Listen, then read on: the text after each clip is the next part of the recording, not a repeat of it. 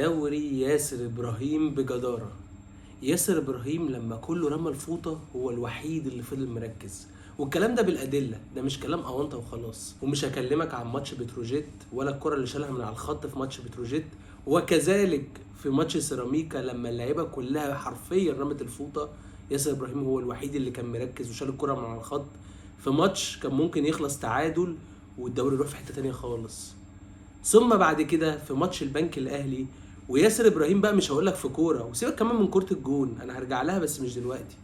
ياسر ابراهيم شال كوره واثنين وثلاثه. يعني مثلا عندك الكوره دي مصطفى العش اتدهول في منياو النور في لحظه، وكان ممكن الكوره تطلع انفراد لولا رجوله ياسر ابراهيم.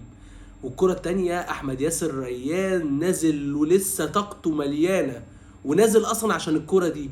ياسر ابراهيم ضغط وادى الاستحواذ للاهلي. وكل كوم، وكرة أسامة فيصل دي كوم تاني خالص. أسامة فيصل كان ممكن يعمل انفراد ويضحك كمان الجمهور على ياسر إبراهيم، بس ياسر إبراهيم بجد بجد مركز هو عارف هو بيعمل إيه، وقدر يقطع الكرة في منتهى الخطورة. وأسامة فيصل على فكرة هو عمل البيزك اللي يخلي الكرة دي يعدي فيها من ياسر إبراهيم. هو وقف الكرة ثبتها، فخلاص لعيب جاي بسرعته طبيعي إن هو يكمل بسرعته. بس ياسر إبراهيم عمل فرمله غريبة قوي. وعلى فكرة التفاصيل دي ما يعيشهاش وما يحسش بيها الا واحد بجد لعيب كوره.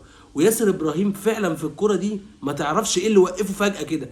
ممكن يكون وهو ده الحل الوحيد، ان ياسر ابراهيم كان متوقع الترقيصه دي، ودي نسقف له عليها ونقول عاش يا ياسر، لانه فعلا توقع اللي ما حدش قدر يتوقعه، ان اسامه فيصل ممكن يعمل الترقيصه دي عشان يفضل له المساحه ويقدر يحط الكره بمنتهى السهوله في الجون. اما بقى كره الجون فحدث ولا حرج. ياسر ابراهيم هو رايح على الجون، ورايح وعارف من جواه ان الكوره ممكن تجيله.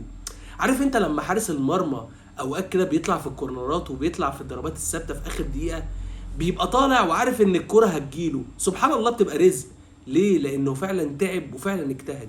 ياسر ابراهيم يستحق ان الدوري ده يتكتب باسمه لكل الاهلاويه، هو دوري ياسر ابراهيم زي بالظبط دوري سعيد عبد النعيم.